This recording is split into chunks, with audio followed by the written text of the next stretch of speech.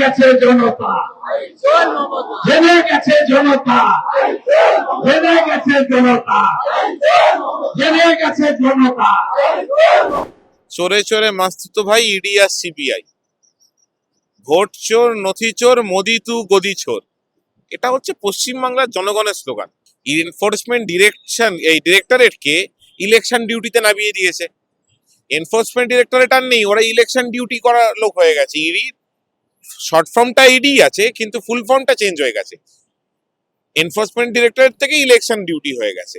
তো বিজেপি কি স্লোগান দিল ডাজেন্ট ম্যাটার, জনগণের স্লোগান কি দিল সেটাই সব থেকে বড় কথা। কারণ যে কোনো রাজনৈতিক দল তো জনগণের জন্যই দাঁড়িয়ে থাকে, জনগণের দ্বারা এবং জনগণের জন্যই দাঁড়িয়ে থাকে। তো জনগণ বলছে চোরে চোরে মাস্তুতো ভাই ইডি আর সিবিআই। কোথায় 2022-এর গোয়া ইলেকশনে কি কত কয়লার টাকা কোথায় হাওয়ালা হয়, কি ঢুকেছে, 22 চলে গেল, 23 চলে গেল, 24 চলে গেল, 25 চলে গেল, তোমার 26-এ এসে মনে পড়লো? এতদিন কি করছিলে?